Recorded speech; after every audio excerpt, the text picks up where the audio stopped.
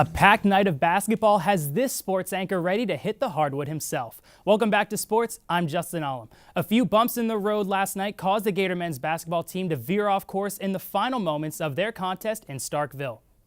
In its 71-68 loss against the 24th-ranked Mississippi State Bulldogs, Florida squandered a 5-point lead with less than 3 minutes to play. The Bulldogs managed to outscore the Gators 10-2 in crunch time and took the lead on an and-one from Quindary Weatherspoon with 4 seconds to play.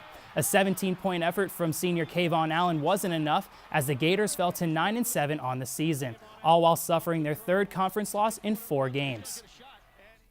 Florida's next opponent, the Georgia Bulldogs, were also in action last night against the Kentucky Wildcats. Kentucky was too much for Georgia as the Wildcats pounced all over the Bulldogs in the form of a 69-49 win. UK continued its solid start in conference play, improving to 3-1, while Georgia fell to 1-3 in SEC play. The Bulldogs will host the Gators on Saturday as both teams will battle for their second conference win of the season.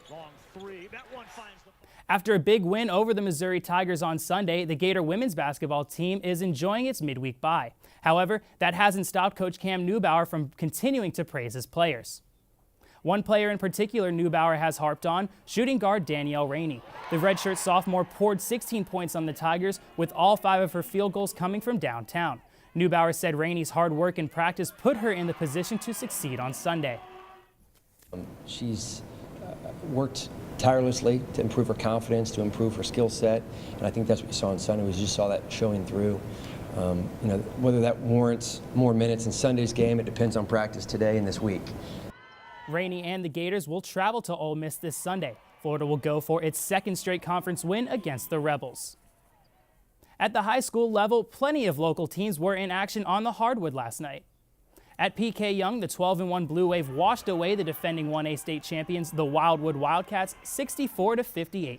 Trailing by 9 points at the half, the Blue Wave stormed out of the locker room with authority, bringing a tsunami-style surge over the Wildcats' defense in the third quarter. PK Young outscored Wildwood 25-8 in the frame, giving them a large enough lead to hold off their opponent in the final quarter. The Blue Wave improved to 13-1 on the season and will play the Oak Hall Eagles on the road this Friday.